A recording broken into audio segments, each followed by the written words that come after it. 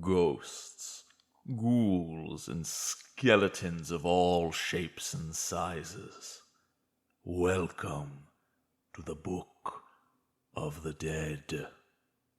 Are you prepared for the spooks and scares that reside within these pages? Because I know I am, and I'm super freaking excited, so let's get to talking about the Book of the Dead. Howdy, my name is Nonat, and I have been given a very generous early access to the Book of the Dead from Paizo. Now don't worry, these videos won't be replacing my normal stream reactions to the book. I'm only going to be reviewing one chapter before that stream comes out, and luckily, I was able to get my hands on the chapter for player options. We got a few videos coming out covering the different player options, and today specifically we're going to be covering Undead Companions, both animal and otherwise. But before we slide into that topic, I want to tell you all that the Sinclair's Library Kickstarter is almost going live. In just another 2 weeks or so, the Kickstarter will be live. So if you have not signed up using the link at the top of the description below, do so. Remember, if you sign up for the mailing list for Sinclair's Library, you will get a free dice set if you pledge within the first 48 hours. And why wouldn't you want to pledge? These books are gorgeous and they're going to contain so much useful information and content to augment your Pathfinder 2e game. Whether you're a GM who needs NPCs making great use of the Codex, or a player who wants a new class, a new ancestry, and new subclasses for everything in the game, pick up the Almanac, or if you want to be great for your whole table, pick up both. We're so psyched to put everything forward and put that Kickstarter live for all of you to check out, so make sure you're signed up to know exactly when it goes live. Alright, time to talk about spooky undead companions. Undead companions work the exact same way as animal companions, however there are a few key differences. First off, technically you do need to perform a ritual to have an undead companion, namely, create undead, and then at the GM's discretion, that undead can become a permanent undead companion, similar to an animal companion. They become mature, they become savage and nimble. Every kind of feat that augments an animal companion can be used to augment an undead companion. In fact, there is an entire new archetype dedicated to undead companions that we'll be talking about next week. An important point that the book makes, though, is that undead companions tend to have lower overall stats because they have some incredible immunities because they're undead. Those immunities being to poison, disease, death effects, and negative damage. In fact, negative damage can heal them, whereas positive damage will hurt them. But it's really that poison and disease resistance that makes them so good. Also, for the sake of balance, undead companions can be dropped to 0 hit points and are not instantly killed and do fall into a state similar to being unconscious. Another immunity, if your undead companion happens to be mindless, is to mind-affecting effects. If they don't have a mind to control, it cannot be controlled. However, these companions can only increase their proficiency in athletics and acrobatics. Those are the only two skills they can use because they're mindless. And here's a fascinating one. If you have a mindless companion and you get a feat like Mature Animal Companion that allows it to take a free action even if you don't command it, it cannot think of a new action by itself. Instead, it can only repeat the last action you gave it. If on your last turn you had your zombie minion attack and the next turn you don't give it a command, it can only attack. It doesn't have to, it's not going to be forced to attack an ally or anything, but even if an enemy stepped 5 feet away, your zombie can't do anything else. But with all that being said, let's jump into our first undead companion, the Ghost, who is not mindless. The coolest part of all of these companions is that they can be undead animals, they can be undead humans, they can be undead anything as long as they were a creature. The Ghost can be small or medium and has a ghostly touch attack, which is finesse, great to start off, and deals 1d8 negative damage. This is really cool, as it's a super unique damage type on an animal companion, but keep in mind, you do not get to add the Ghost's strength modifier. This is going to do 1d8 damage. And honestly, you wouldn't want to add the strength modifier because it's -5, because it's a ghost. It's got pretty low hit points, it is trained in stealth and has full dark vision, but the big thing for the ghost, besides the negative damage, is the 20-foot fly speed. Right at level 1, if you have a ghost because your GM is nice, your animal companion can fly, and it's a ghost, so it might be able to interact with things. We can read more about that in its special feature, Anchored Incorporeality. This is a really big way that Paizo has anchored the ghost down and prevented it from becoming super overpowered. Due to the anchored incorporeality of ghosts, ghosts are usually attached to something, usually the place that they died. However, you as the master of the ghost probably have a stone or a belonging that used to belong to the ghost, and they are instead anchored to that. The ghost cannot move more than 60 feet away from it, however, it can move through creatures, and creatures can move through it. Here's where it gets rough. It cannot attempt any athletics or strength-based check. It does not get the precision and physical damage immunity of other ghosts, that's the big one, and the ghost typically cannot go through walls. It does say typically, so if you have a nice GM who's willing to work with it, you can still have a fully incorporeal ghost, but especially not taking reduced damage from precision and physical is going to be rough, especially with how weak and squishy the ghost is. The support benefit is decent, however. If you use the support benefit and before the start of your next turn, attack and deal damage to a creature that is within reach of your ghost, they get spookumed and are frightened 1. It's okay, I suppose it's almost a way to guarantee a demoralize, but the problem here is that you need to attack and hit before they get frightened, meaning you personally can't really take advantage of that -1 to armor class. Your allies still can, and especially because this is probably happening on your turn, that's gonna give all of your allies a turn to capitalize on it, but this will rarely be a benefit for you, the master. Telekinetic Assault is cool, but overall I think is going to be incredibly weak. For 2 actions, once per hour, you can cause small objects to fly around your ghost in a 20-foot emanation, dealing 1d6 bludgeoning damage per 2 levels of the ghost. Sounds really cool on paper. The problem comes from the reflex DC. It is only going to be trained using your ghost charisma mod, and it only goes up to expert if your ghost is specialized, which I want to say is like level 8? Oof, level 14 for druids, 16 for rangers. So it does not get an expert DC on this ability until level 14. Things aren't gonna fail this. It doesn't even do that much damage. It's weaker than a fireball. And it's still only once per hour, so you're only going to get to use it once. It is good, because if there's like 10 enemies clumped together, you can hit all of them, and chances are something's going to fail. But at the same time, this also puts your squishy ghost right in harm's way. If you spend 1 action to move into the group, and then 2 more actions to telekinetic assault, the ghost is just going to sit there with no resistance to physical damage, and then get beaten down. The skeletal mount is a cool take on the horse. For a lot of it, it's just a horse. It has a hoof attack. Its advanced maneuver is gallop, which is the same as the horse from the core rulebook, but it is, of course, mindless and undead. Also, a really cool point that could be easily missed, quote, skeletal mounts can be collapsed, gathered into a pile of bones, and packed away for storage. This is actually really important information if you're playing especially like an evil campaign or just a character who doesn't want people to know they use necromancy. If you're going into a lawful good town, maybe put your skeleton horse away.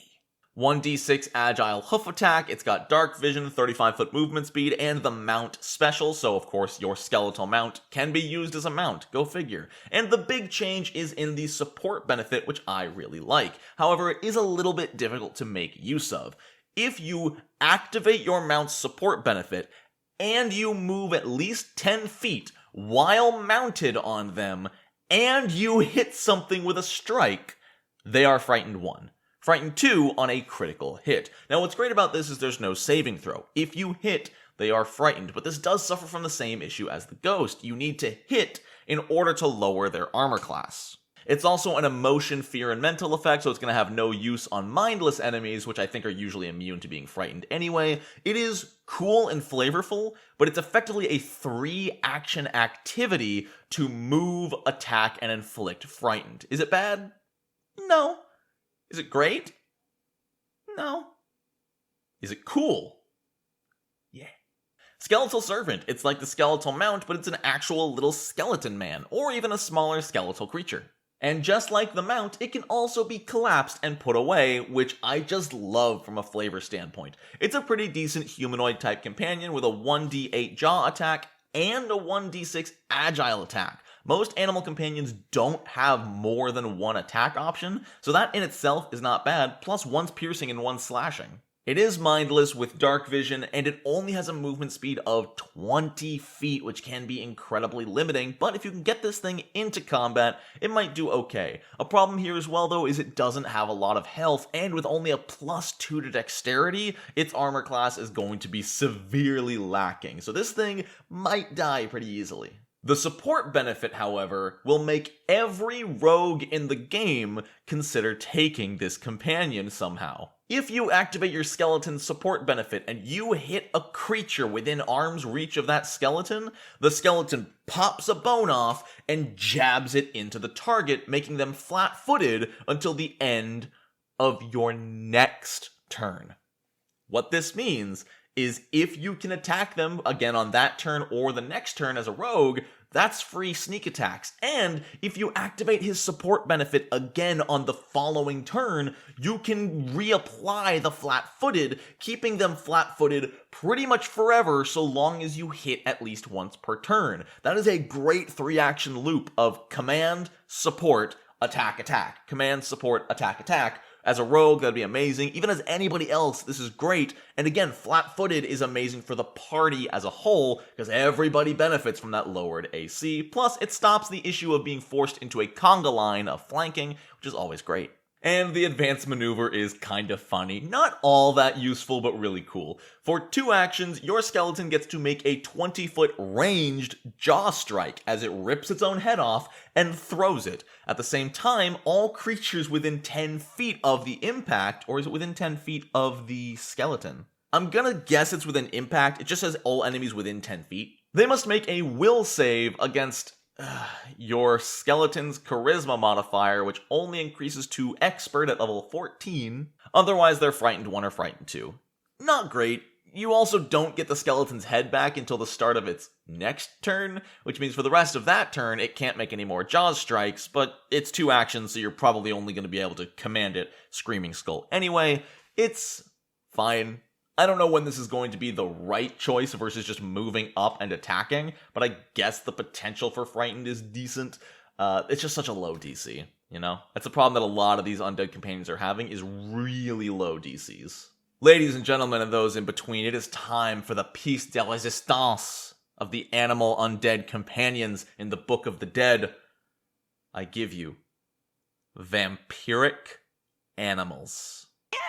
In a lot of cases, a vampiric animal is mostly just flavor. The stats are pretty similar, the damage is pretty similar, a 1d8 piercing finesse attack, and overall, it's mostly just an animal companion. This is probably the least different one of the bunch, at least when it comes to the base stats. Trained in survival, low light vision, the ability to use scent, and 30-foot move speed, all pretty good stuff, but let's talk about their special vampiric animal companions. A vampiric animal companion is attuned to the smell of blood, so if a creature is suffering from persistent bleed damage, they can use their scent to track them from up to 120 feet away. This means even if a creature is undetected over 100 feet away, if they are bleeding, your vampiric animal companion knows they're there and knows where they are.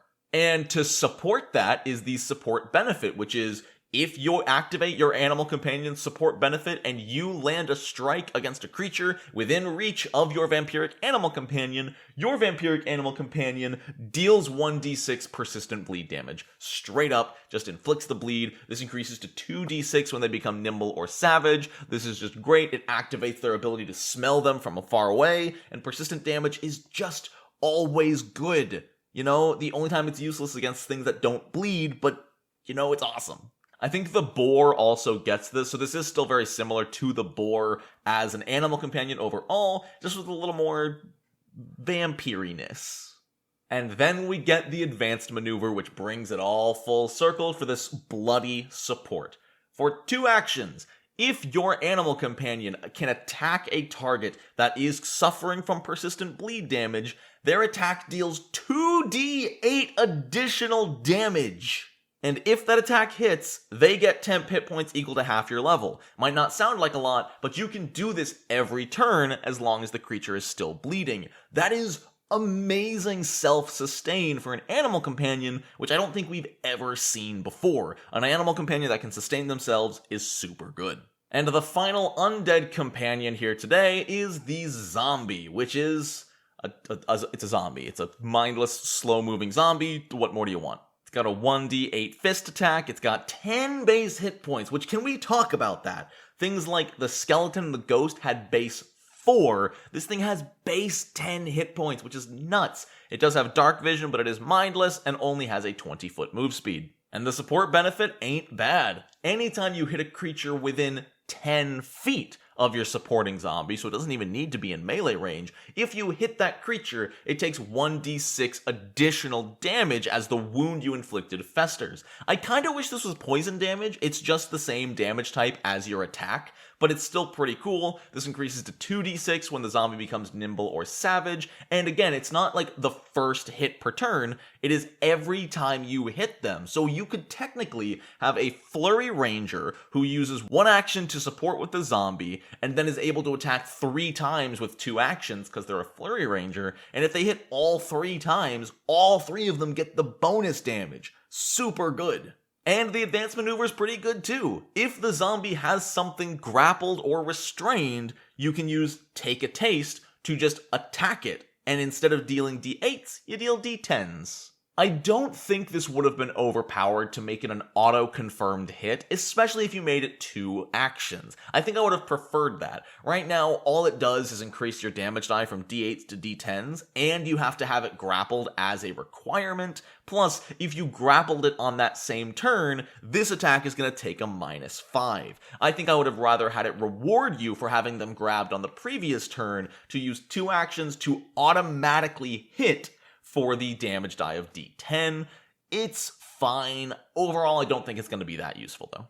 And those are the new companions available in Book of the Dead. It's pretty much expected, zombies, skeletons, vampires, and ghosts, but they're really cool, and I kinda want to play a ranger now, as if I needed another excuse to play a ranger. But what do you think? Do you plan to create a character using these cool companions? You might have to think about that, because next week we'll be talking about the Undead Master archetype. And if you think that sounds similar to the Beastmaster, you're right. But until then, I want to give a huge shout out to all my patrons on screen for helping me out and keeping the channel going. If you want to get your name up on this screen, use the link down in the description, check out the Nonat One's Patreon, and while you're down there, click the link to the backer kit page to sign up for the Sinclair's Library mailing list. You won't want to miss out when that goes live. Thank you all so very much for watching. I hope you have a wonderful rest of your day. And until next time, Nonat Ones. I thought about doing that spooky because of Book of the Dead, but I couldn't think of a cool way to do it. So now we're just going to fade out while I wiggle on your screen, which is spooky enough. Ooh.